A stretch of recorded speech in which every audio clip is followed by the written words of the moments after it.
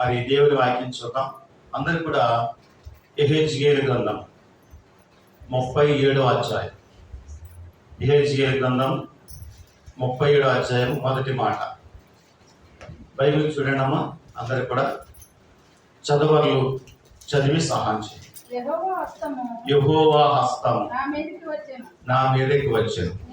నేను ఆత్మవశుడనై ఉండగా యెహోవా నన్ను తోడుకొని పోయి ఎముకలతో నిండి ఉన్న లోయలో నన్ను దింపాడు. చాలా మనకు కావలసిన మాట ఆత్మవశుడు. మనకు కావలసిన మాట ఆత్మవశుడు. ఈ 37 అధ్యాయం అంతా మనకు ఒక ప్రత్యేకతను తెలియపరుస్తూ ఉంది. బహుశా మీరు అందరూ చదివి ఉంటారు. బైబిల్ క్రమంగా మీరందరూ చదివినప్పుడు ఈ 37 అధ్యాయంలో ఏముందో మీకు బాగా అర్థం. యెహెజ్కేలు గ్రంథానికి ఈ 37వ అధ్యాయము చాలా ప్రాముఖ్యమైనది. చాలా ప్రాముఖ్యమైనది. ఏం కనపడతాయి మనకి ఇక్కడ యెహెజ్కేలు గ్రంథంలో 37వ అధ్యాయంలో? ఎముకల లోయ. ఏం కనపడతామా? ఎముకల లోయ. యెహెజ్కేలు అనేటువంటి ప్రవక్త యెరూషలేములో ఉన్నాడు. ఇశ్రాయేలు వారి మధ్య దేవుని మాటలు చెప్తూ ఉన్నాడు. ఇశ్రాయేలు వారి మధ్య దేవుని మాటలు చెప్తా ఉన్నాడు. దేవుడు యెహెజ్కేలుకు ఏం సెలవిస్తాడో అది వారికి తెలియచెప్పే వారిని ఏమంటారంటే ప్రవక్త అంటారు, మధ్యవర్తి అంటారు. దేవునికి నరులకు మరి మంచిగా ఉండి నరుల యొక్క బాధలు దేవుడు చెప్పడానికి, దేవుడు సెలవిచ్చింది ప్రజలకు చెప్పడానికి ఈ వ్యక్తులను దేవుడు వాడుతున్నాడు. మనకు ఇంచుమించు ఇర్మియా కనబడతాడు, యెహెజ్కేలు కనబడతారు, దానియేలు కనబడతారు. వీరందరికీ కూడా చెరలో ఉన్నప్పుడు దేవుడు వారితో మాట్లాడాడు. చెరలో ఉన్నప్పుడు దేవుడు వారితో మాట్లాడాడు. చెరలో అంటే ఎక్కడికి వెళ్ళిపోయారు? వీరందరూ కలిసి బబులోను దేశం వెళ్ళిపోయారు. ఎక్కడికి వెళ్ళిపోయామా? బబులోను దేశం వెళ్ళిపోయారు. అయితే ముందే చెప్పాడు ప్రభు, నేను మిమ్మల్ని చెరకును పోయి వారికి అప్పగిస్తాను, వారి మిమ్మల్ని తీసుకెళ్ళిపోతారు అని దేవుడు ముందే ప్రవక్తల చేత ప్రకటించాడు. చూడండి, ఎందుకు ప్రకటించాడు? ఎందుకు చెర తీసుకెళ్ళిపోతాడు అన్నాడు దేవుడు. వేరే గ్రామం, వేరే భక్తులు తీసుకుని పోవడానికి దేవుడికి ఇష్టమా? దేవుడికి ఇష్టం కాదు. మరి వేరే రాజులు, ఇశ్రాయేలు ప్రజలు అంటే దాని బిడ్డలు, దేవుని బిడ్డలు, వీరిని తీసుకెళ్ళిపోయి మరి వారు చాలా శ్రమపాలు చేశారు. అలాగే శ్రమపడడం, శ్రమపాలు చేయడం దేవునికి ఇష్టమా? కాదు. ఎంత మాత్రము దేవునికి ఇష్టము కాదు. యెహెజ్కేలులో రాయబడి ఉంది, దుష్టుడు తన దుష్టత్వం చేత మరణించుట యెహోవాకు సంతోషమా? కాదు. తన దుష్టత్వం నుంచి విడుదల పొంది మంచి ప్రవర్తన గలవాడై చనిపోతే అది దేవునికి ఇష్టమని వాక్యమందు రాయబడి ఉంది. కాబట్టి దేని బిడ్డరా, మనుషులను చెరకు తీసుకెళ్ళిపోవడం దేవునికి ఏమాత్రం ఇష్టము కాదు. దేవునికి ఏమాత్రం ఇష్టము కాదు. అయినా వారిని ఎందుకు అలాగ పంపించాడు? చూడండి, 33వ అధ్యాయము 11వ వచనం. 33:11. కాగా వారితో ఇట్లను, నా జీవం తోడు దుర్మార్గుడు మరణము నొందుట వలన.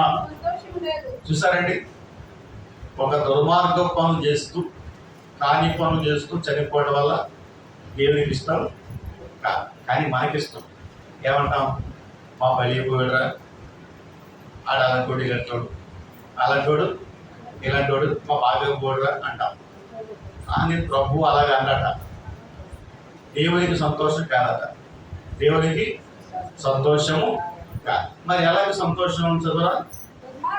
దుర్మార్గుడు తన దుర్మార్గం నుండి మరలి బ్రతుకుడు వలన దేవునికి స్తోత్రం. ప్రభుకి ఎప్పుడు సంతోషం కలుగుతుందంటే దుర్మార్గుడు తన దుర్మార్గతను విడిచిపెట్టి, కాబట్టి తన చేసే చెడు పనులను విడిచిపెట్టి దేవునికి ఇష్టడైంది చనిపోతే దేవునికి సంతోషపడ, దేవునికి సంతోషం. కాబట్టి దేని వల్ల ప్రభు మనలాంటి ఆలోచనలు కలిగిన వాడు కాదు, మనలాంటి ఆలోచనలు కలిగిన వాడు కాదు, మనలాంటి తలంపులు కలిగిన వాడు కాదు. మరి యెషయా గ్రంథం 55 అధ్యాయంలో ఏం రాయబడింది? నీ తలంపులు నా తలంపులు వంటివి కావు, మీ త్రోవలు నా త్రోవలు వంటివి. మీ తలంపులు వేరు, నా తలంపులు వేరు. మీ త్రోవలు వేరు, నా త్రోవలు వేరు. కాబట్టి దేవుని బిడ్డలారా, దుర్మార్గుడైన ఇస్కరియోతును దేవుడు ప్రేమించాడు. నాకు చూడండి, దుర్మార్గుడైన ఇస్కరియోతును దేవుడు ప్రేమించాడు. మరి నిజంగా దేవుడు ఇస్కరియోతును ప్రేమించకూడదు, ఇస్కరియోతును దీవించకూడదు, ఇస్కరియోతును చెల్లికాడా అనకూడదు.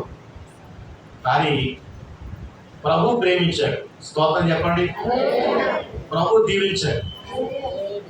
యేసుప్రభు సిలువ చుట్టూ పెద్దలు, శాస్త్రులు, ప్రధాన యాజకులు, ప్రజలందరూ యేసుప్రభు ఏమంటున్నారు? తమ తలలు ఊపుచు, యెరూషలేము దేవాలయాన్ని 3 దినాల్లో పెడతానన్నవాడా, నీవు రక్షించుకో అని యేసుప్రభుని హేళన చేశారు. యేసుప్రభు ఏమో మంచి బాధపడుతున్నాడు, చాలా మహా బాధపడుతున్నాడు. అలా బాధపడుతుంటే ఏదో మరి గేదె పుండు కాకి బాధ అన్నట్టుగా వారందరూ యేసుని హింసిస్తూ ఉంటుంటే యేసుప్రభుకి ఇంకా కోపం రావాలి. యేసుప్రభుకి ఇంకా కోపం రావాలి. ప్రభు వీళ్ళందరినీ అగ్నించేత కాల్చేను ఆయన, నన్ను సిలివేసేశారు, మాటలతో కూడా బాధపడుతున్నాను ఆయన, వీళ్ళందరినీ కాల్చేను ఆయన అన్నాడా ప్రభు? అనలేదు. వారందరినీ ప్రేమించాడు. స్తోత్రం. వారందరినీ ప్రేమించాడు. కాబట్టి వారందరినీ ప్రేమించి తన తండ్రి యొక్క మరణంలో నుంచి తప్పించాడు. అసలు ఆ సిలువ చుట్టూన్న వారందరూ కాలిపోవాలి, చనిపోవాలి. కానీ చనిపోకుండా తండ్రిని బతిమాలాడు, శిక్షించకుండా కాపాడు ప్రభు అని తండ్రిని వేడుకున్నాడు. కాబట్టి దేవుని బిడ్డలారా, ప్రభువుకి ఎవరు కావాలంటే అనీతివంతులు కావాలి, పాపులు కావాలి, దుర్మార్గులు కావాలి, ఎవరమ్మా? రోగులు కావాలి. కాబట్టి యేసుప్రభుకి ఎవరు ఇష్టం లేదంటే నీతిమంతులంటే దేవునికి ఇష్టం కాదు. నీతిమంతుల కొరకు ఆయన రాలేదు. కాబట్టి మనందరి కొరకు వచ్చాడు.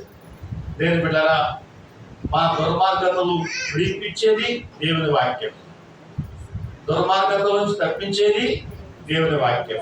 కాబట్టి ఈ వాక్యాన్ని విని, ఈ వాక్యాన్ని ఆలకించి మరింత బలము, శక్తి పొందుకోవాలని దేవుని దగ్గర ప్రార్థన చేద్దాం, దేవుళ్ళ ముందుకు సాగుతాం. కాబట్టి యెహెజ్కేలుతో మాట్లాడుతున్నాడు. యెహెజ్కేలు, నిన్ను ఎముకల లోయలో దింపుతారు. ఎముకల లోయలోనికి దింపుతారు. ఎముకల లోయలు అంటే ఏంటమ్మా? ఎముకల లోయలు అంటే మన ఎముకలే. కాబట్టి ఈ శరీరం, ఈ చర్మం పోతే మనకు కనపడేది ఎముకలే. మీకు విషయం చెప్తాను. మన ఆదివాసీయుడు అంటే కొంచెం అలాగా అడవి ప్రాంతంలో నివసించే వ్యక్తి. వాళ్ళ అక్క 13,900 రూపాయలు బ్యాంకులో వేసుకున్నారు. 13,900 రూపాయలు బ్యాంకులో వేసుకుంటే, అయ్యా మా అక్క చనిపోయింది, ఆ డబ్బులు మాకు ఇవ్వడని ఆదివాసీ అనేటువంటి ఒక అతను వెళ్ళి బ్యాంకులో అడిగాడు. వాళ్ళు ఏమన్నారు? వాళ్ళు మీ అక్క పోయింది కాబట్టి తీసుకురా, మీ అక్కనే ఆవిడ ఇస్తాం ఏదని వారు ఏదో అతనికి బాధ కలిగించే మాటలు మాట్లాడారు. అప్పుడు అతను ఏం చేశాడంటే తిన్నగా శ్మశానంలోకి వెళ్ళి శ్మశానంలోకి వెళ్ళి వాళ్ళ అక్క శవాన్ని బయటికి తీసి వాళ్ళ అక్క శవాన్ని ఆవిడకి ఎముకలే ఉన్నాయి ఆ శవాన్ని భోజనం మీద వేసుకుని బ్యాంక్ తీసుకొచ్చేయాడు. ఆ శవాన్ని భోజనం మీద వేసుకొని బ్యాంక్ తీసుకొచ్చేసాడు. ఇదిగో మా అక్క చనిపోయింది, ఎముకలు ఇగో, ఆ డబ్బు ఎందుకు మీరు అంటే ఆదివాసి అంటే వాళ్ళు ఏం చదువుకొని మనుషులు వాళ్ళు కేవలం అడవి మీద వాళ్ళు ఆధారపడి జీవించే వ్యక్తులు కాబట్టి బ్యాంక్ వాళ్ళందరూ అడిగిపోయారట. బాబు నీ డబ్బులు ఇచ్చేద్దాంలే అని తక్షణం ఆ ఎముకలు చూసి వాళ్ళ అక్కను చూసి ఆ డబ్బులందరికి ఇచ్చారట. కాబట్టి మన శరీరం మీద ఈ చర్మం పోతే ఎముకలే ఉంటాయి, చర్మం పోతే ఎముకలే ఉంటాయి. కాబట్టి ఆనాడు గారి కాలంలో చనిపోయిన వారందరినీ లోయలో పడేస్తున్నారు, అయితే దేవుడు అన్నాడు ఏహెచ్కేలు నిన్ను లోయలోకి దింపుతాను నేను. ఆ ఎముకలతో మాట్లాడాలి అని ఏహెచ్కేలతో మాట్లాడాడు. అప్పుడు ఏహెచ్కేలు ఏమైనాడు? ఆత్మవశుడైనాడట. ఏమైనామా? ఆత్మవశుడినై నన్ను ఎత్తి ఆ లోయలోకి దింపాను. ఆత్మవశుడు అంటే ఏమా? ఆత్మవశుడు అయ్యాడంట కదా. అంటే శరీరం ఎక్కడ ఉంటుంది, ఆత్మ దేవుని దగ్గరకు వెళ్తుంది. ఆత్మ దేవుని స్తుతిస్తారు, దాన్ని ఆత్మవశులు అంటారు. మనం కూడా ఆత్మవశులు అయిపోవాలి. ఏమేం బలమా? ఆత్మవశులు అయిపోయి పరిశుద్ధాత్మతో ఉండి పరిశుద్ధాత్మతో నింపబడి దేవుని కొరకు, దేవుని రాజ్యం కొరకు ఎదురు చూడవలసిన ద్వారమైన స్తోత్రం చెప్పండి. కాబట్టి ఆత్మవశులుగా ఉంటే నువ్వు దేవుని పెట్టవు, ఆత్మవశులుగా ఉంటే నువ్వు దేవుని పెట్టవు. ఒకవేళ పరిశుద్ధాత్మ ఇక్కడ పొందుకోవడానికి ప్రయత్నం చేయాలి. దేవుని సొంతం చప్పట్లు పడడానికి ప్రయత్నం చేయాలి, ఆత్మతో పాడడానికి ప్రయత్నం చేయాలి, దేవుని నామాన్ని కనపరచడానికి ప్రయత్నం చేయాలని దేవుని వాక్యం అంతా రాయబడి. కాబట్టి మనుషుల వశంలో మనం ఉండకూడదు. ఆత్మ యొక్క స్వాధీనంలో ఉండాలి, పరిశుద్ధాత్మ యొక్క స్వాధీనం ఉండాలి. పరిశుద్ధాత్మ యొక్క స్వాధీనం ఉన్నప్పుడు పరిశుద్ధాత్ముడు నీ దేహానికి కావలిగా ఉంటాడు. నమ్ముతున్నారా? ఏమా? పరిశుద్ధాత్ముడు నీ దేహానికి కావలిగా ఉంటాడు, నీ ఆలోచనలకు కావలిగా ఉంటాడు, నీ హృదయానికి కావలిగా ఉంటాడు. ఏమా? కాబట్టి పరిశుద్ధాత్మ వశంలో నీవు ఉన్నప్పుడు ఏ తెగులు, ఏ వ్యాధి, ఏ బాధ, ఏ శ్రమ, ఏ కష్టం ఏది కూడా నిన్ను కానీ నీ గుడాలను కానీ సమీపించదు. దేవునికి స్తోత్రం చేద్దామా? కాబట్టి ఆత్మవశులై ఉండాలి, ఆత్మతో నడుచుకునే వారిగా ఉండాలి. మనం అలా చేసినప్పుడు తప్పకుండా పరిశుద్ధాత్మ యొక్క ఆధీనం ఉన్నప్పుడు దేవుని యొక్క శక్తి సామర్థ్యాలు నీలో ఉంటాయి. మరి పౌలు గారు ఏమన్నారు? హెబ్రీ సంఘానికి రాస్తూ 12వ అధ్యాయం, మన అంశం కాకపోయినా మీకు చూసి నేను చూపిస్తాను. వాక్యాలకు వెళ్తాను. కొద్ది నిమిషాలు ఎక్కువసేపు మాట్లాడండి. రోమీలకు రాసిన పత్రిక, పరిశుద్ధాత్మతో పౌలు రాసినటువంటి పత్రిక, రోమీలకు రాసిన పత్రిక 12వ అధ్యాయము 1వ వచనం. కాబట్టి సహోదరులారా, చూడండి, కాబట్టి సహోదరులారా పరిశుద్ధమును దేవునికి అనుకూలమైన సజీవ యాగంగా మీ శరీరములను ఆయనకు అది సమర్పణ చేయము ప్రభువునకు నీ దేహము. ఎవరంటున్నాం మనం? నీ దేహం అంటే ఎదుటి అంటాం, మనం ఎదుటి అంటున్నాము. అది ఎలా కాదు, మన దేహాన్ని దేవునికి సజీవ యాగంగా సమర్పించాలి. మన దేహాన్ని దేవునికి సజీవ యాగంగా సమర్పించాలి. ఏమో మీరు ఇంకా ఎవరైనా లోకంలో ఉన్నారా? దేవునికి సమర్పణలో ఉన్నారా? మీరు ఇంకా లోకంలో ఉన్నారా? మీ హృదయాలు దేవునికి సమర్పించేస్తున్నారా? చెప్పడమా? మీ హృదయాలు, మీ శరీరాలు దేవునికి సమర్పించుకున్నారా? ఇంకా లోకంలో ఉన్నారా? అయ్యి బాబు బిడ్డలు పెళ్ళి అవ్వాలి, అయ్యి బాబు బిడ్డలకి సెకండాలి, మనలో చూసేయాలి, అప్పుడు దేవుని సన్నిధికి రావాలనుకుంటున్నారా? ఏమండి? అది భక్తి కాదు. నీ శరీరాన్ని దేవునికి సజీవ యాగంగా సమర్పించుకోవాలి. సమర్పించుకున్నవారు దేవుని స్వామి చెప్పండి. సజీవ యాగంగా దేవునికి సమర్పించుకున్నవారు గట్టిగా చెప్పండి, ఇంకా గట్టిగా చెప్పండి. మీరందరూ దేవునికి సమర్పించుకున్నారా? మీరందరూ దేవునికి సమర్పించుకున్నారా? లేకపోతే బాప్తిజం తీసుకున్నప్పుడు దేవజనుల మాటను బట్టి మీరు అన్నారా? కాదు.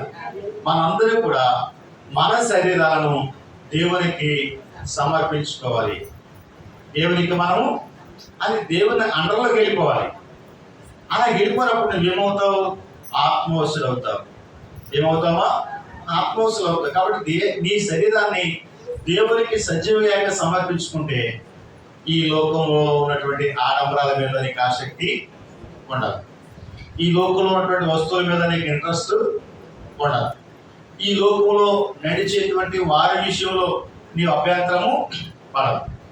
నాకెందుకమ్మా ఇవన్నీ, నాకెందుకు, నేను దేవునికి సమర్పించుకున్న బిడ్డను, ఇవన్నీ నాకెందుకమ్మా, నా శరీరం దేవుంది, దేవుని దగ్గర ఉంటే చాలనే ఆలోచన జ్ఞానాన్ని మనం కలిగి ఉండాలి. దేవునికి స్తోత్రం, హల్లెలూయా.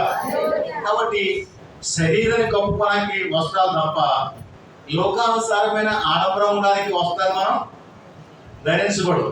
నిశ్చేత మనం దేవునికి సమర్పించుకున్నాం, దేవునికి మనం సమర్పణలో ఉన్నాం. అలాగే సమర్పణ కలిగి ఉంటే తప్పకుండా దేవుని రాజ్యం నీదే, తప్పకుండా దేవుని రాజ్యం నీదే, తప్పకుండా దేవుని యొక్క దీవెనలు నీవే. నమ్ముచున్నారా? అలాగూ చేసి దేవుళ్ళ ముందు సాగుదాన్ని మనం చేస్తా ఉన్నాం. హెచ్కేలు ఎముకల లోయలోకి వచ్చాడు. ఆత్మవశుడై ఎముకల లోయలోకి వచ్చాడు. ఎముకల లోయలోకి వచ్చినప్పుడు హెచ్కేలతో దేవుడు ఏమంటున్నాడు? హెచ్కేలు, ఈ ఎముకలు మాట్లాడగలవా, ఈ ఎముకలు నడవగలవా అని హెచ్కేలతో మాట్లాడుతున్నాడు. అప్పుడు హెచ్కేలు ఏమన్నాడు? ప్రభువా, అది నీకే తెలియాలి, అది నీకే తెలియాలి. ఎందుకంటే మనిషిని అమర్చిన వాడవు నీవు, మనుషునికి ప్రాణం ఇచ్చిన వాడవు నీవు, మనుషునికి ప్రాణం ఇచ్చిన వాడవు నీవు, మనుషుని బ్రతికింపజేయవాడవు నీవు. కాబట్టి సమస్తం నీకే తెలుసు ప్రభా, సమస్తము నీకే తెలుసు. నాకేం తెలుసు? ఎముకలు మాట్లాడితే మాట్లాడవు, ఎముకలు లేచి నిలబడితే నాకేం తెలుసు ప్రభా? నీకే తెలాలని, నీకే తెలియాలని యెహెజ్కేలు ప్రభుని అడుగుతా ఉన్నాడు, ప్రభుని అడుగుతా ఉన్నాడు. అయితే యెహెజ్కేలు చూడు అని దేవుడు ఆ ఎముకలకు ఏమిచ్చామా? ప్రవచనం ఎత్తి ఎండిపోయిన ఎముకలు, ఏమైపోయి ఎండిపోయిన ఎముకలతో ఇట్లను, ఎండిపోయిన ఎముకలారా యెహో ఎవరు ఆలకించారట? ఎముకలు ఆలకిస్తాయి. ఏమా? దేవుని మాట ఎముకలు ఆలకిస్తాయి. అంటే దేని బట్టి నమ్ముచున్నాం మనం? దేవుని వాక్యాన్ని బట్టి నమ్ముచున్నాం. అసలు మనకు ఆలోచన చేస్తే ఎముకల్లో జీవం ఉండదు. అందులో ఎండిపోయిన ఎముకలు, అవి ఎండిపోయిన ఎముకలు, వాటిలో ఏమాత్రం జీవము ఉండదు. కానీ దేవుని మహాకృపను బట్టి, దేవుడు సెలవిస్తే ఎముకలు కూడా దేవుని మాట పెడతాయి. ఎలీషా చనిపోయాడు, సమాధి చేశారు. ఎలీషాను సమాధి చేశారు. కొద్ది రోజులు పోయిన తర్వాత యుద్ధం జరుగుతున్నాడు. కొద్ది రోజులు పోయిన తర్వాత యుద్ధం జరుగుతూ ఉంటే యుద్ధంలో ఒకడు చనిపోయాడు. కాబట్టి చనిపోయాడని అక్కడ ఉండడానికి వీల్లేదు. ఇలా తీసుకెళ్ళి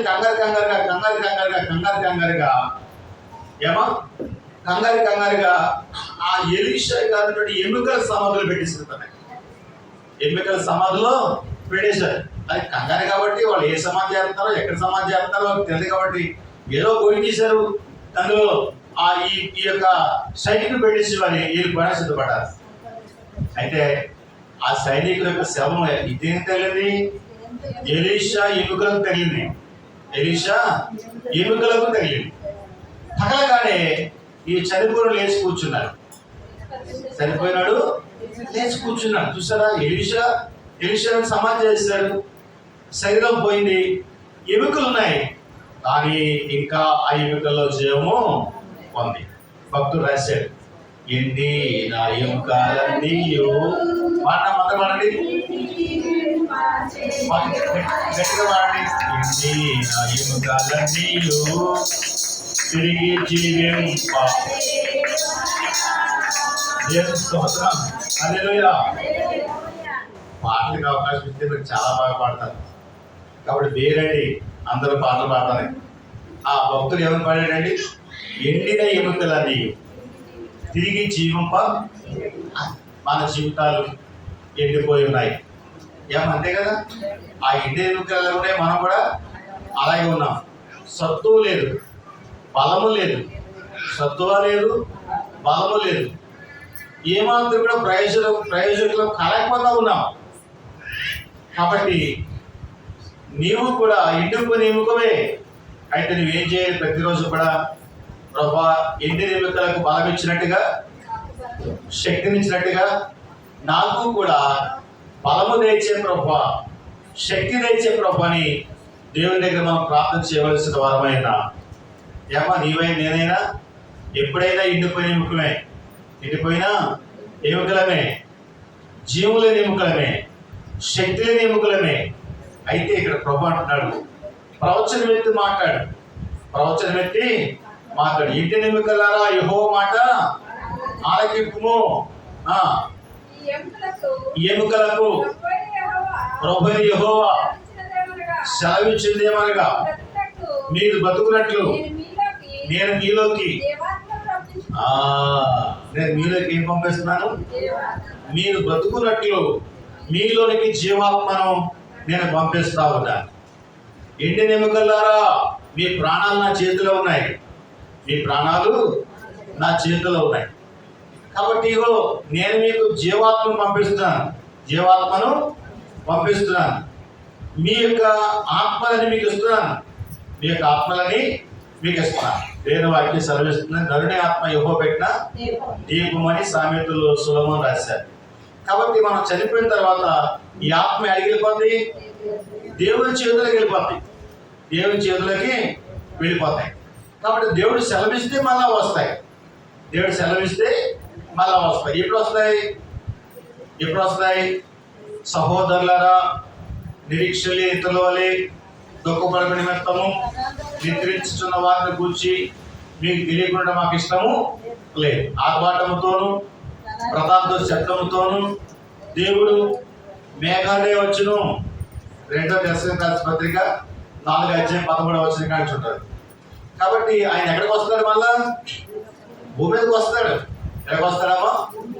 యేసుప్రభు గారు ఏ కొండ నుంచి వెళ్ళాడు? పైకి ఒలీవ కొండ నుంచి వెళ్ళిపోయాడు. అమ్మాయి మీరు వింటున్నారు, ఎక్కడ ఉన్నవారు? యేసుప్రభు గారు ఎక్కడి నుంచి పైకి వెళ్ళిపోయాడు మిమ్మల్ని ఎవరైనా అడిగితే ఆయన ఒలీవ కొండ మీద నుంచి వెళ్ళిపోయాడని చెప్తారు. మళ్ళీ యేసుప్రభు గారు వెళ్ళిపోయిన తర్వాత ఇంకా దూతలు వచ్చి ఏం చెప్పారు? యెరూషలేము వాసులారా, దేవుని బిడ్డలారా, మీరు ఎందుకు ఆకాశం చూస్తారు? మీరు ఏ రీతిగా ప్రభు వెళ్ళాడో అదే రీతిగా ప్రభు మళ్ళా వస్తాడు. ఏ రీతిగా ప్రభు వెళ్ళాడో అదే రీతిగా ప్రభు వస్తాడు. కాబట్టి ప్రభు ఎక్కడికి వస్తాడు? భూమి మీద కరెక్ట్, మీరు చెప్పిన మాట కరెక్ట్. ఎక్కడికి వస్తాడు? ఆయన మొట్టమొదటిగా ఒలీవ కొండ మీద దిగుతాడట. ఒలీవ కొండ నుంచి వెళ్ళాడు, అదే కొండ మీదకి వస్తాడు. ఆయన వచ్చే ముందు ఒలీవ కొండ 2గా బద్దలేస్తారు. ఆయన వచ్చే ముందు ఒలీవ కొండ 2గా బద్దలు ఇస్తారు, 2గా బద్దలు చేస్తారు, విడిపోద్ది అనమాట. కాబట్టి మరి ఇశ్రాయేలు వారు చాలా తెలివైన వారు. అయినా ఆ ఒలీవ కొండ మీద వారు ఏం కట్టలేదు, దానికి ఖాళీగా వదిలేశారు. అలాగా ఖాళీగా వదిలేశారు. ఎందుకు వదిలేశారు? మా ప్రభు, మా దేవుడు ఈ ఒలీవ కొండ మీదకి మళ్ళా వస్తాడు, ఒలీవ కొండ మీదకు మళ్ళా వస్తాడు. ఈ కొండ అయిందే, ఈ కొండ మీద అడుగు పెడతాడు. ఇదిగో చూడండి, ఒలివ కొండ నెరదీసి ఉంది, నెరదీసి ఉండదు. అది ఎప్పుడు నెరదీసేసిందట. ఏమైందమ్మా? దేవుడు వచ్చి ముందు కొండ నెరదీస్తున్నారు, విడిపోతున్నారు, విడిపోయి ఉన్నది. కాబట్టి దాని మీద ఏ హోటల్ కానీ ఏ ఇల్లు కానీ ఎవరు కట్టలేదు. అది అలాగే దేవుని కొరకు ఉంచారు. ఆ కొండ మీద ఆయన దిగి వస్తాడు. అప్పుడు నిద్రించిన వారు అనేకులు లేస్తారు, ప్రతిన వారు ఇంకా ఉంటారు, వారు కూడా దేవుని చూస్తారు అన్నారు. కాబట్టి మనలో వెళ్ళిపోయిన ప్రాణము దేవుని చేతిలోకి వెళ్తుంది. మళ్ళీ దేవుని చేతిలోంచి మన ప్రాణము మన చేతిలోకి వస్తుంది. దేవునికి స్తోత్రం, హల్లెలూయా. కాబట్టి దేవుని బిడ్డలారా, ఈ ఎముకల్లో ఉన్న అందరి ప్రాణాలు దేవుని చేతిలో ఉన్నాయి. కాబట్టి ప్రవచనం అయితే మాట్లాడుతున్నారు భక్తులు, ఎన్ని ఎముకలారా యెహోవా మాటను ఆలకించండి, యెహోవా మాట ఆలకించనా, నేను మీలోనికి జీవాత్మను పంపించున్నాను, జీవాత్మను పంపించున్నాను, మీరందరూ మీరు బతుకుదురు, అప్పుడు నేను యెహోవానైనానని మీరు తెలుసుకుందరు. కాబట్టి యెహెజ్కేలుతో మాట్లాడుతున్నాడు. యెహెజ్కేలు నేను ప్రవచనంతో మాట్లాడితే వాళ్ళు నేను పంపుతాను, జీవాత్మను పంపిస్తాను, జీవాత్మను పంపిస్తాను. వారందరిలో కూడా వారి వారి ఆత్మలకు వారి వారి శరీరకు వస్తుంది. అంతేగాని ఒకరి ఎముకలకు ఒకరి శరీరం, ఒకరి శరీరాలకు ఒకరి ప్రాణము ఎంతో. దేవుడు ఎంత గొప్పడో చూడండి. అది కొన్ని ఎముకలు, కొన్ని వేల ఎముకలు ఉన్నాయి, కొన్ని వేల ఎముకలు ఉన్నాయి, ఇరిగిపోయి ఉన్నాయి, మొక్కలు అయిపోయి ఉన్నాయి, పనికి రాకుండా పోని. అయితే వాటికంట ప్రభు ఏమిస్తున్నాడు? జీవాత్మను ఇస్తున్నాడు. ఏమిస్తాడమ్మా? కాబట్టి దేవుని పేద ఒక ఎముక మొక్కుంటే చాలు. నన్ను చాలా ప్రశ్నించారు, మేము పండించేస్తాం, ఎక్కడితో పోద్ది, మీరు కక్కడతారు, కుడిపోద్ది, అలాగొద్దు లేకపోద్ది అని చాలా మంది ప్రశ్నించాను. కాబట్టి దేవుని బిడ్డలారా, అలా ప్రశ్నించినప్పుడు నేను అన్నాను, మా దేవుని సాక్షిగా ఒక చిన్న ఎముక మొక్కుంటే చాలు, మట్టి ఉంటే చాలు, బలమే లేస్తామన్నా. కాబట్టి మన వాక్య ప్రకారముగా మన దేవుడు మనకు సెలవిస్తాడు. అప్పుడు వారందరూ కూడా దేవుడి సందులో నిలబడతారు. మనకంటే ముందు మన సంఘ బిడ్డలు ఎవరైతే చనిపోయిన వారు ఉన్నారో వారందరికీ దేవుడు జీవాత్మ ఇస్తాడు. వారందరికీ దేవుడు జీవాత్మ ఇస్తాడు. వారందరూ లభిస్తారు, వారందరూ లభిస్తారు, వారందరూ ప్రభుని చూస్తారు, మనము ప్రభుని చూస్తాం, కలిసి దేవుని దగ్గరికి వెళ్తాం. దేవునికి స్తోత్రం. చూడండి, నేను ముగిస్తాను. ప్రకటన గ్రంథం 1వ అధ్యాయము. దేవునికి స్తోత్రం, హల్లెలూయా, హల్లెలూయా. 1:9, ప్రకటన 1:9. మీ సహోదరులను యేసును బట్టి కలుగు శ్రమలోను, రాజ్యములోను, సహనములోను పాలివాడనైన యోహాను నేను దేవుని వాక్య నిమిత్తము యేసును కూర్చిన సాక్ష్య నిమిత్తము పద్మసు దీపమున పరవశుడైతేనే. ఏమైనామా? పరవశుడయ్యాడు. తర్వాత ప్రభు దినమందు ఆత్మవశుడైనగా బోరధ్వని వంటి గొప్ప స్వరము దేవుడు చూచున్న ఆ పుస్తకములో రాయు. యోహాను ఎక్కడ వేయబడ్డాడు అంటే పద్మసులంకలో వేయబడ్డాడు. ఏ లంక మరి?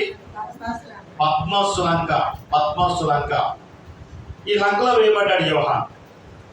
ఎప్పులో ఏ విశ్వసర్పం తినేసేస్తుంది, లేకపోతే కలిసేది, చచ్చిపోతాడు యోహాన్ అని ఆ రోమా సైనికులందరూ యోహాను పట్టుకుని పద్మసులంకలో వేసేశారు. పద్మసులంకలో వేసేశారు. అయితే వేయడం మట్టుకు వేశారు. కానీ మరి యోహాన్ ఏం చేస్తున్నాడు? ప్రార్థన చేస్తున్నాడమ్మా. కొట్టిన ఆత్మస్వరుడా లక్ష్మీకుమారి, కొట్టినప్పుడు ఆత్మస్వరు ప్రార్థన ప్రార్థన ప్రార్థన ప్రార్థన ప్రార్థన ప్రార్థన ప్రార్థన ప్రార్థన ప్రార్థన ఇలాగ చేస్తూ ఉంటుంటే ఏమైపోయాడు? శరీరం ఎక్కడ ఉంది?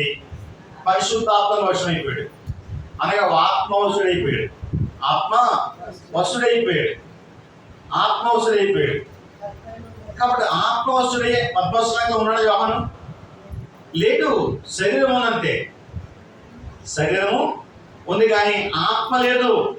మరి ఏమయ్యాడు? పరిశుద్ధాత్మవశుడయ్యాడు. పరిశుద్ధాత్మ పోయిన తోటనే ఆయన పరలోకానికి వెళ్ళాడు. పరలోకానికి వెళ్ళాడు. కాబట్టి దేవుని బిడ్డలు చాలా మంది చెప్తారు, నేను పరలోకానికి చూశాను అంటారు. అది వాస్తవమో లేదు అన్నాడు. నేను దేవుని దగ్గరికి వచ్చేసాను అంటారు. అది కరెక్ట్ తెలన్నాడు. అది కరెక్ట్ తెలన్నాడు. దేవుని రాజు చూశానండి, బంగారు మేడలు, బంగారు రోడ్లు. ఏం చెప్తారమ్మా? నేను పరలోకం చూస్తానంటే బంగారు మేడలు, బంగారు రోడ్లు అని చెప్తా ఉంటారు. అది వాస్తవమో కాదో తెలియదు, వాస్తవమో కాదో తెలియదు. కానీ ఒకటి మట్టుకుని చెప్పగలను, మేము ఆత్మవసరం అయితేనే దేవుని రాజు వెళ్తాం. ఆత్మవసరం అయితేనే దేవుని రాజు వెళ్తాం.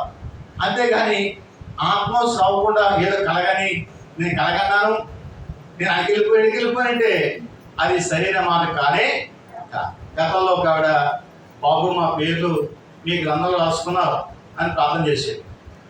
రాసుకున్నట్టు ఆవిడకి కలిగేసింది, దేవుడు చూపించాడా? దేవుడు జీవగ్రంథాన్ని దేవుడు చూపించాడు. జీవగ్రంథాన్ని దేవుడు చూపించడు. అది ఎవరి ఆధీనం ఉంటుంది? దేవుని ఆధీనం ఉంటుంది. ఆయనకి ఇష్టమైన పేర్లు రాయబడతాయి. అంతేగాని నీకమ్మా నీ పేరు రాయబడిందమ్మా, ఇదిగో నీ పేరు రాయబడినాము, పేరు రాయబడిందని దేవుడు చూపిస్తాడా? చూపించడా?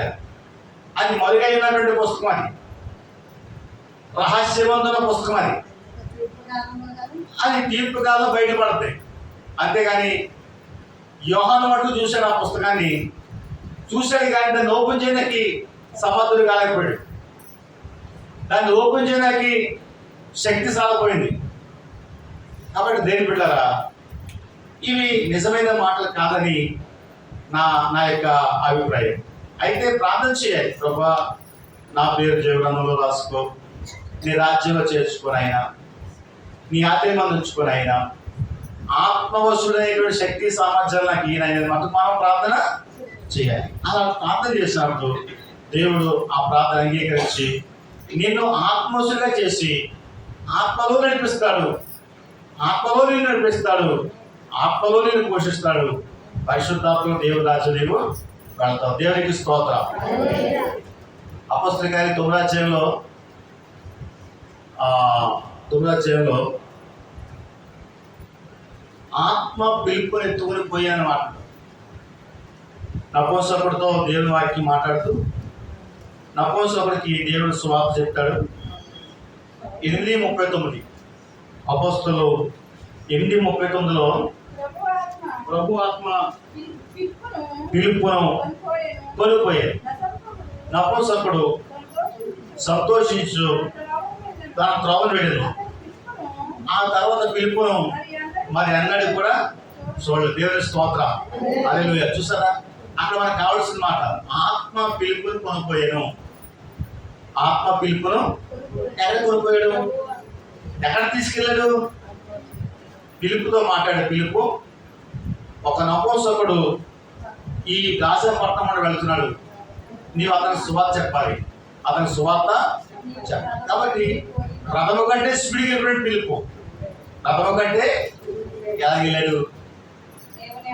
అది ఎలా వెళ్ళడమో రథము కంటే స్పీడ్గా దేవుని ఆత్మతో వెళ్ళి రథం కంటే ముందున్నాడు, చేయబడి. అంతేగాని నాకు వెళ్ళాలంటే రథం కూడా పరిగెట్టే శక్తి సామర్థ్యాలు పిలుపుకు లేవు, పిలుపుకు లేవు. కాబట్టి పరిశుద్ధాత్మతో నింపబడ్డాడు కాబట్టి రథం కంటే ముందలేదు. దేవునికి స్తోత్రం. పరిశుద్ధాత్మతో నింపబడాలి. దేవుని బిడ్డ ఆదివారం రాగానే నీవు దేవుడు సిద్ధపడినప్పుడు పరిశుద్ధాత్మని నడిపిస్తాడు. దేవుడి సన్నిధికి నమ్ముచున్నారా? పరిశుద్ధాత్మ నిన్ను నడిపిస్తాడు. ఆదివారం రాగానే పరిశుద్ధాత్మ ఏదో మాట్లాడతాడు, బేగ పని చేసేసుకో, బేగ పని చేసేసుకో, బేగ స్నానం చేసి బేగ బట్టలు వేసుకో, గుడికాడు ప్రేరేపణ చేస్తాడు దేవుడు. అలాగే ప్రేరేపణ చేస్తాడు లేదు చెప్పండి. నిజంగా నిజంగా నిజంగా అది మీకైతే అది ఒడ్డులో నిజం నాకు కదా, కానీ నేను మట్టుకు అనుభవిస్తాను. ప్రతి ఆదివారం లేక వాక్యం చదువు, వాక్యం చూసుకో, వాక్యం రాసుకో, గుడికాడు అని పరిశుద్ధాత్మ నన్ను ఒత్తిడి చేస్తూ ఉంటాడు. దేవునికి స్తోత్రం. అలాంటి ఒత్తిడి కలగాలి. ఏమన్నా నువ్వు దేవుని ఆత్మవశుడు అయితే పరిశుద్ధాత్మలో నీవు ఉంటే దేవుని ఆత్మనితో మాట్లాడు, దేవుని ఆత్మనితో మాట్లాడుతుంది. జాగ్రత్త, ఈ అపాయం రాబోతా ఉంది. ఈ అపాయము రాబోతా ఉంది, సిద్ధపడు. ఈ ఆటంకం రాబోతా ఉంది, సిద్ధపడు. నీకు బలహీనత రాబోతా ఉంది, సిద్ధపడు. ఇదిగో శత్రువు నీ మీదకి వస్తున్నాడు, జాగ్రత్త, రెడీగా ఉండు అని పరిశుద్ధాత్మ నీతో చెప్తాడు. కాబట్టి దేవుని బిడ్డ, అలాగే పరిశుద్ధాత్మ నీతో చెప్పినప్పుడు నీకు ఏదైనా గొడవ వచ్చినప్పుడు నీవు జ్ఞాపకం చేసుకుంటావు, ఇదిగో దేవుడు నాతో చెప్పాడు ఈ గొడవ వస్తుందని, దేవుడు నాతో చెప్పాడు ఈ శ్రమ వస్తుందని, దేవుడు నాతో చెప్పాడు ఈ బలహీనత వస్తుందని, దేవుడు నాతో చెప్పాడు సిద్ధపడమని. దేవునికి స్తోత్రం. ఆయన ప్రతిసారి నేను సిద్ధపరుస్తాడు, ప్రతిసారి పరిశుద్ధాత్మ నీతో మాట్లాడతాడు. నమ్ముచున్నారా? నమ్మిన దేవుని స్తోత్రం చెప్పండి, ఇంకోసారి చెప్పండి, ఇంకోసారి చెప్పండి. ఎహెచ్కేలు వలె ఆత్మవశులై ఉండాలి, యోహాను వలె ఆత్మవశులై ఉండాలి, ఫిలిప్పు వలె ఆత్మవశులై ఉండాలి. అలాగూ ఆత్మవశులై దేవుళ్ళ ముందు సాగిపోదాం. దేవుడి వాక్యం జీవించిన కాక. హల్లెలూయా.